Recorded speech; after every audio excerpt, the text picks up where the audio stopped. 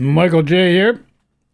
Today, the topic of the day is going to be Donald J. Trump, President of the United States, the Ukraine war that he said he was going to solve within 24 hours after he became President of the United States, within 24 hours after becoming president-elect,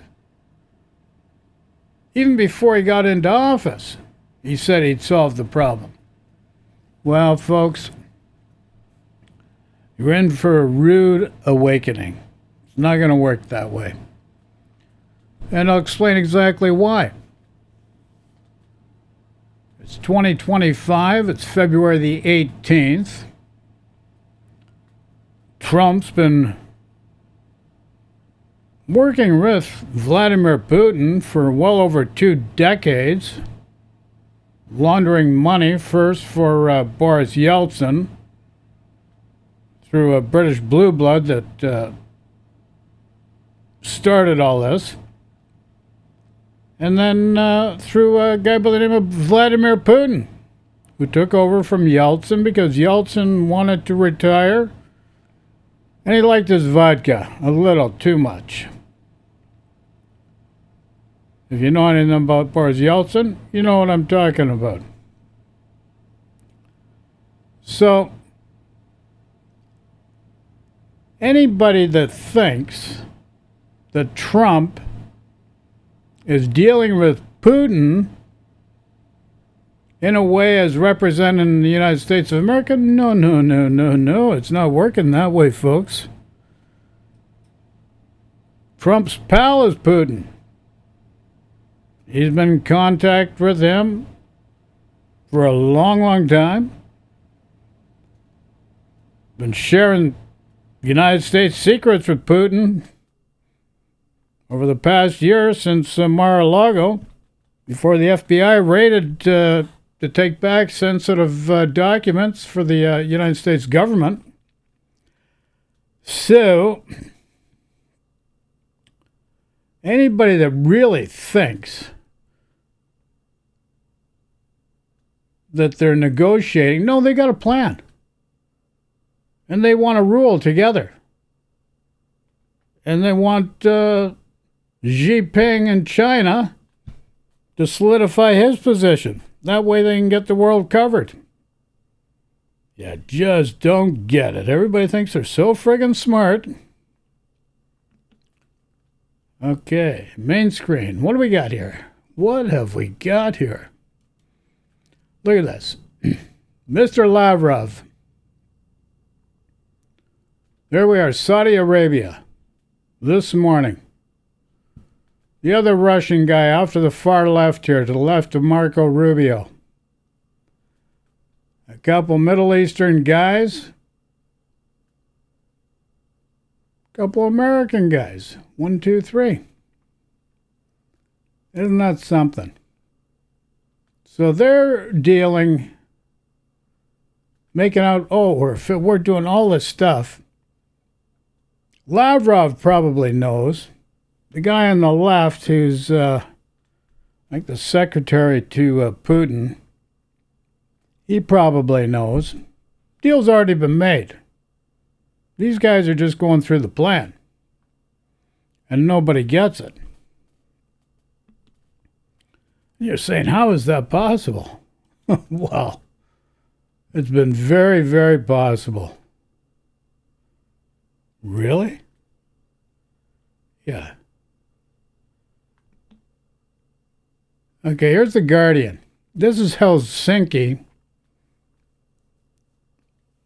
What was this? Back in 2018, I believe.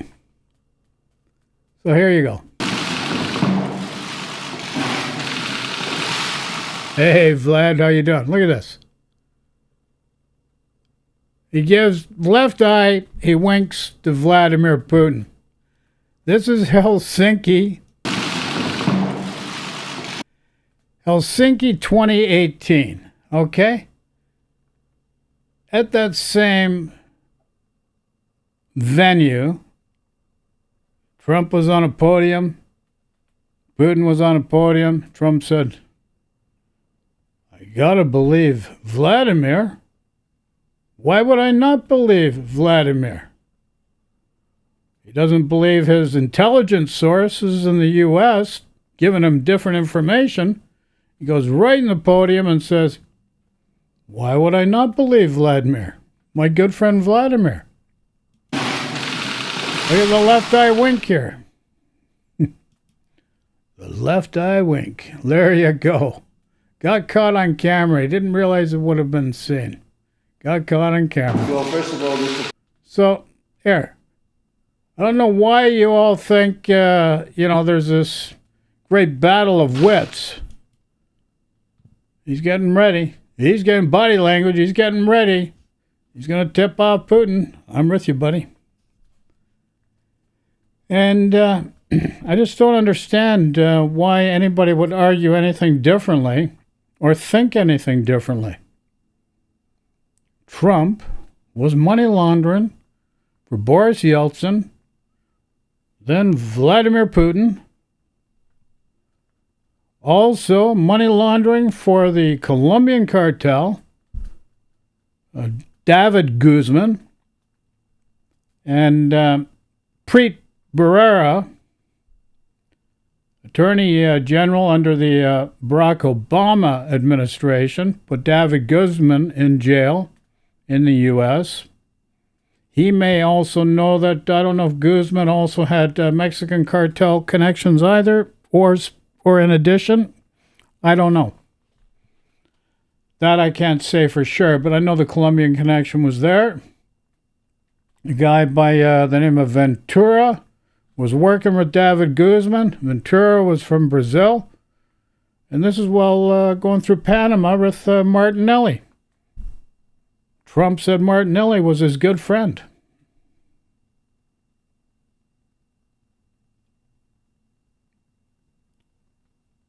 So, if you really think that Donald Trump is genuinely dealing on behalf of the Ukrainian people to the benefit of the leadership of Ukraine and to the benefit of the people of Ukraine? No. Not at all. Helsinki 2018. Just watch it again. There's the wink. Right there. You got the wink. You got the wink. Oh, my. The big wink. We're not talking soft drink winks. New soft drink winks. None whatsoever.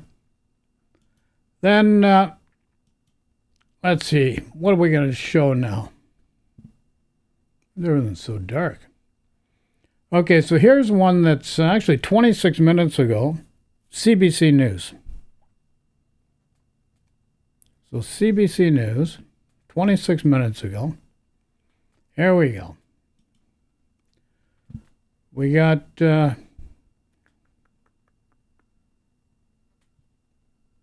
Mike Waltz, United States Senator, Rubio. This looks like the Russian president. It looks like Putin's secretary. Yikes. Not that leads to another conflict in 2 to 3 years.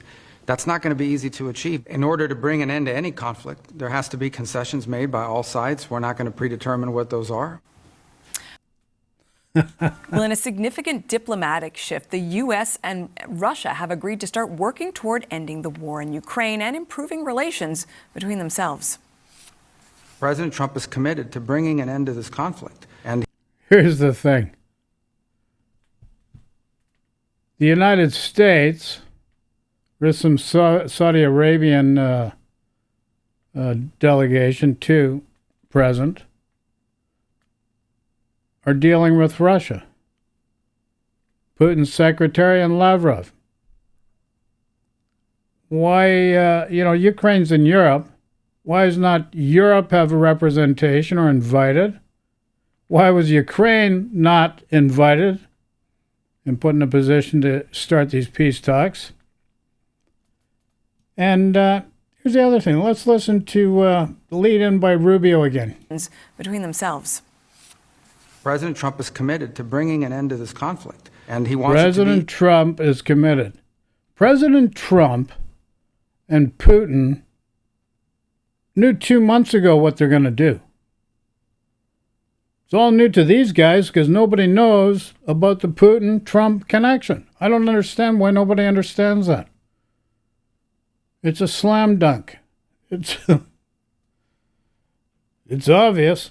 I know it for a fact.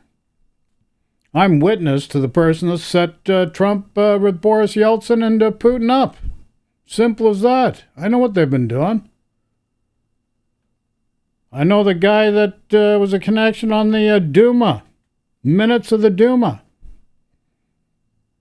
When Kuznetsov, Putin, I'm going to get Kuznetsov to do a special investigation into corruption in the Duma.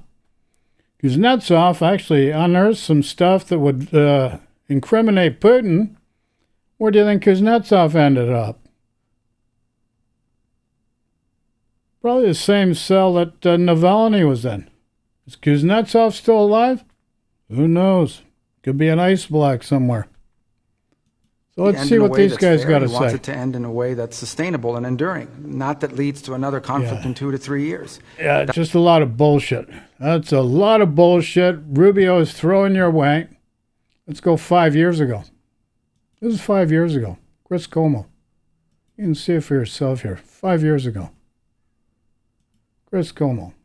Reality. We got to be careful about that, to keep fact and fugazi separate. Like today, as articles of impeachment come down as a result of this president's penchant for doing the wrong thing with foreign powers, guess whom he chooses to meet with?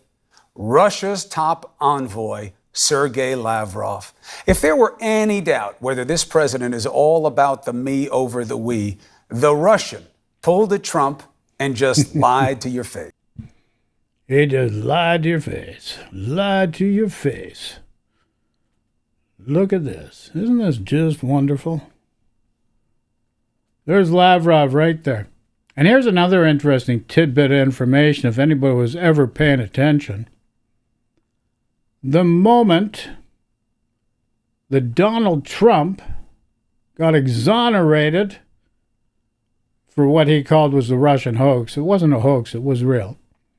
But Congress exonerated, didn't impeach him. He got for the day after, he meets with Lavrov and another Russian diplomat in the Oval Office. Same thing. Sergei Lavrov.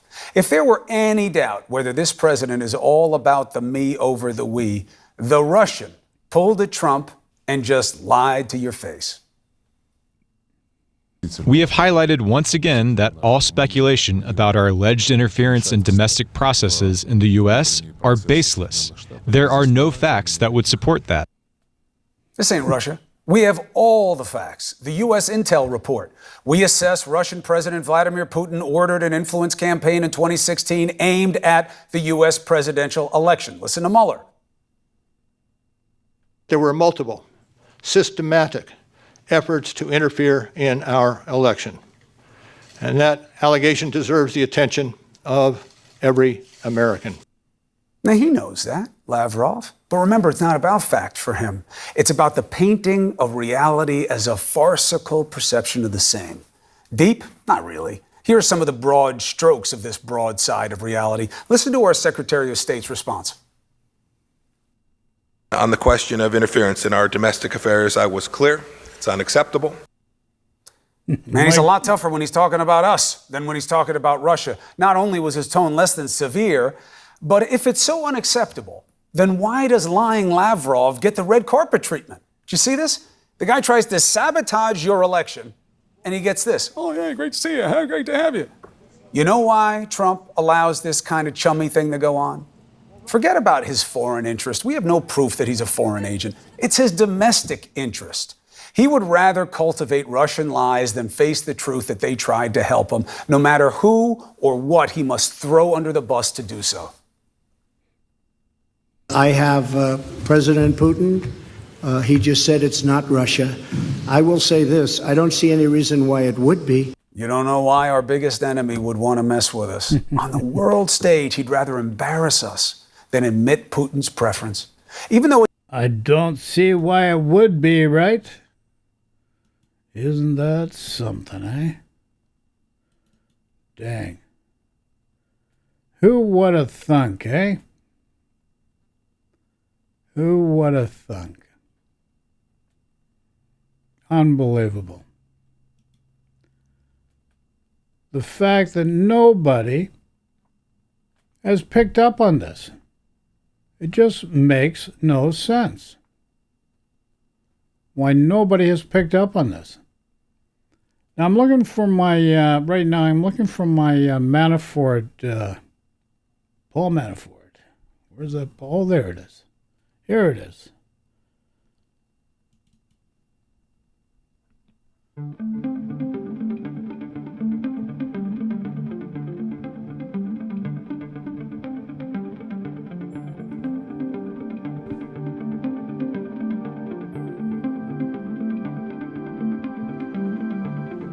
You notice that podium? Republican National Congress? See, Paul Manafort, he was working with Putin to put in a proxy that was one of the presidents of Ukraine before Zelensky. And once that proxy was taken out of the Ukraine, that's when Putin invaded Crimea. But Paul Manafort was there. He was the Putin connection with the proxy, working with the proxy there in the Ukraine, dealing with Putin. Mueller ended up charging this guy. Here you see, this is the RNC, Republican National Congress, 2016 Cleveland. This guy, Paul Manafort, was the campaign manager for Donald Trump.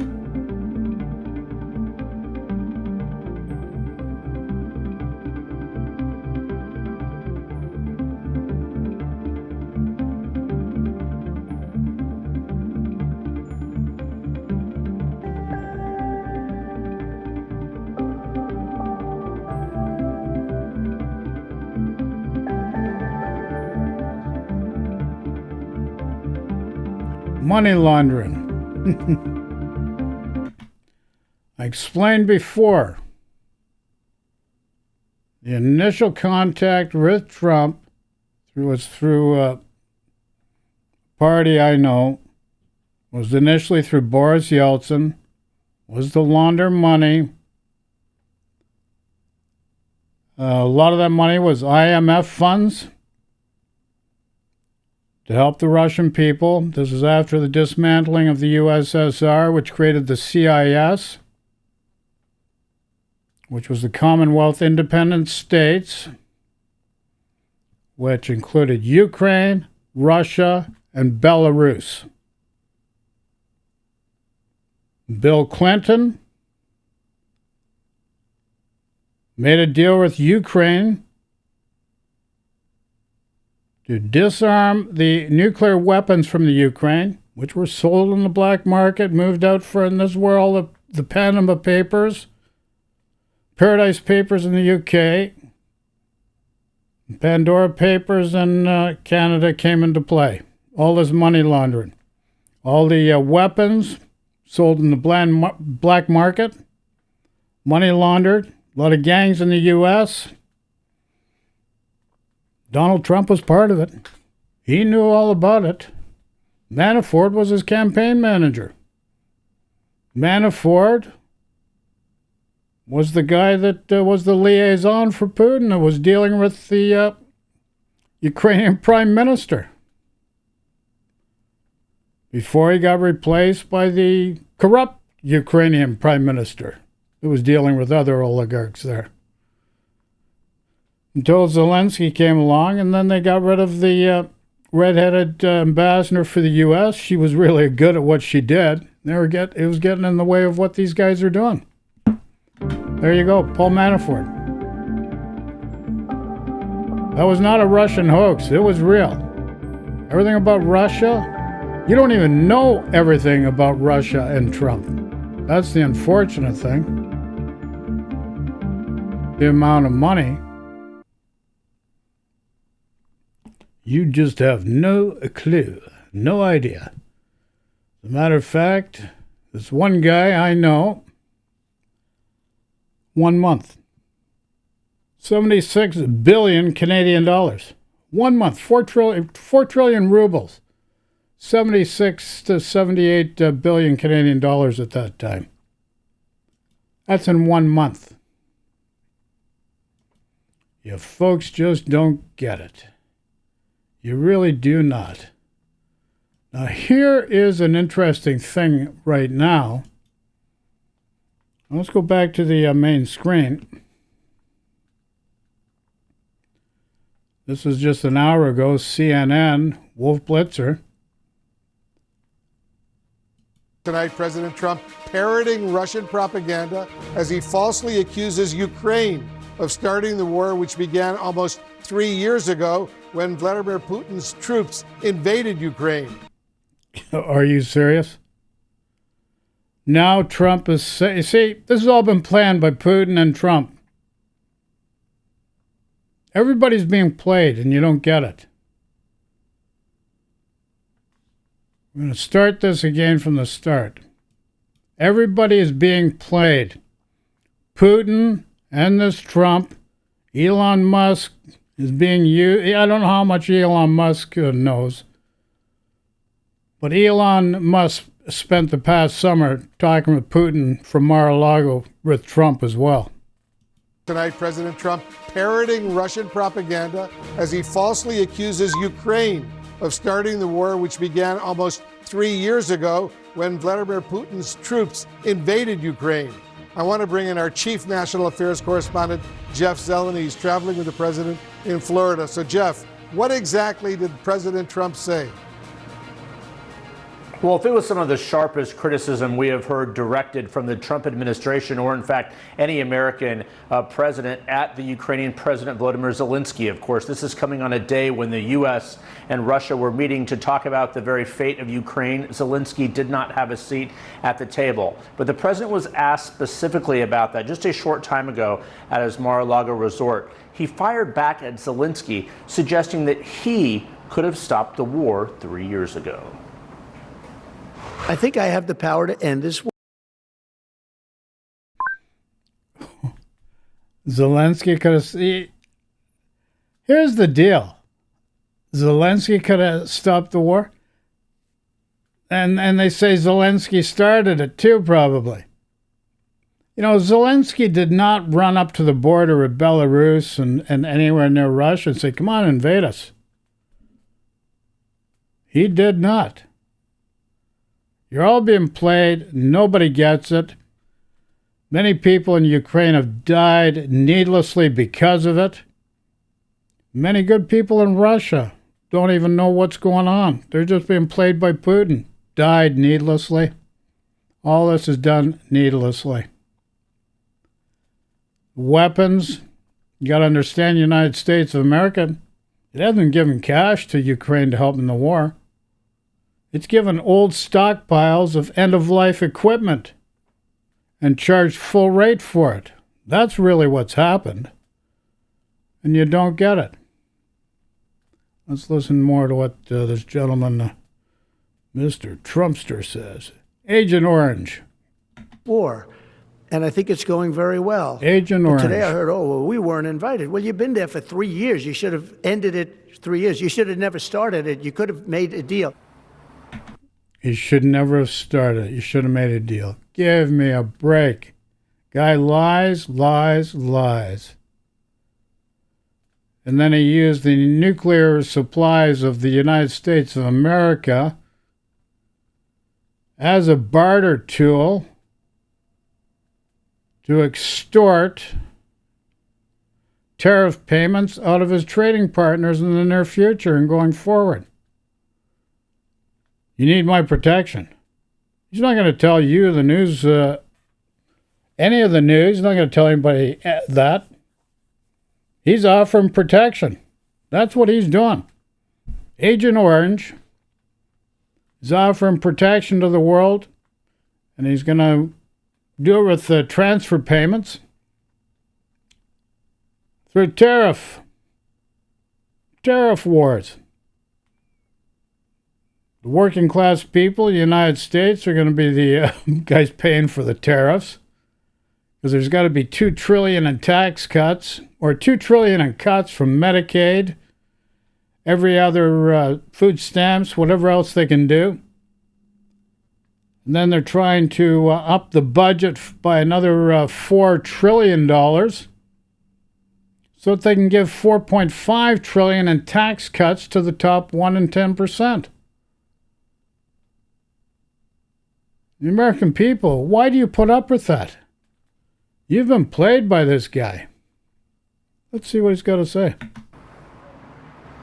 You could have made a deal you should have never started, of course. Well, that is not just a misstatement of history, of course. Russia invaded Ukraine, as we all saw and witnessed 3 years ago, nearly to this date. But Russia also has the history of Ukraine. I mean, when during the first Trump administration, their incursion was spreading and growing. But the American president did not stop there. He went on to essentially belittle and question the authority of the Ukrainian president. He said his approval rating was at 4%. There is no evidence to back that up. The latest poll from a couple months or so ago was right around 50%. Never mind that, he also questioned his leadership and said that there should be new elections. Now, of course, there have not been elections in Ukraine because martial law was called because of the Russia invasion. But we'll take it all together here, as this is coming as peace talks are just dramatically intensifying between the U.S. and Russia, as we saw in Saudi Arabia. There's no question that you odd man out here, and Trump was very eager to fire back at Zelensky and certainly not defend him today, Wolf. Truly outrageous comments. Jeff Zeleny, thank you very much. All of this comes as U.S. and Russian diplomats kickstarted their talks in Saudi Arabia aimed at trying to bring the war to an end without Ukrainian negotiators in the room. Our chief national security correspondent, Alex Marquardt, is joining us now from the Saudi capital of Riyadh. Alex, how is this comment, this latest comment from President Trump, going to be received? Well, Wolf, this will strike at the deepest fears that the Ukrainians have of how President Trump views the conflict and who is responsible, and concerns over concessions to the Russians. The president here laying blame at the feet of the Ukrainians. He's going beyond the usual anti-Ukrainian talking points of the fact that this war has been dragging on for 3 years and cost the U.S. tens of billions of dollars, going beyond the Russian talking points that, in fact, it was Ukraine who provoked this war by getting too close to NATO, too close to the EU, moving away from Russia, saying here very clearly that this was Ukraine's fault and that Ukraine started it. And Jeff Zeleny is absolutely right. We know that that is not true. We know that it was Russia who launched this war February 24th of 2022. They came in from the north, from the east, and from the south. And so there's no question about that.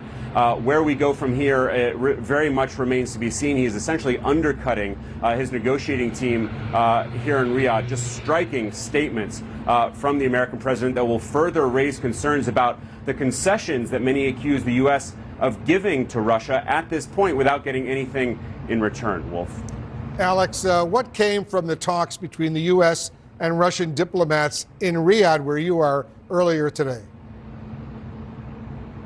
Well, Wolf, this may be remembered as the moment, or one of the moments, that Russia essentially came in from the cold, was recognized again by the West. Here we saw President Putin's top aides sitting across the table from the top American national security officials. The American delegation tried to downplay the fact that the Ukrainians were not there, that the Europeans were not there, downplay the fact that they were just meeting directly with the Russians by saying that you have to meet with adversaries in order to get to a peace deal, arguing that this was just the first step in a very long process. Here's a little bit of what Secretary of State Marco Rubio had to say earlier today. But we have to understand that it's been 3.5 years since there's been any sort of regularized contact between the United States and Russia, and in some cases between any of the participants in this conflict and Russia. So the goal of today's meeting was to follow up on... That's not true. Elon Musk and Donald Trump have been talking with Putin. Constantly talking with Putin. Rubio just does not know it. This guy Mike Waltz does not know it. They're just fed propaganda. They have no clue what's going on here. It's a friggin' travesty this kind of stuff goes on. Unbelievable. So we're not going to watch any more of those videos. So that's the latest, folks.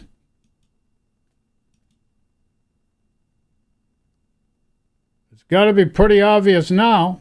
And I'll tell you, Donald Trump and Putin have been organizing this for a long, long time.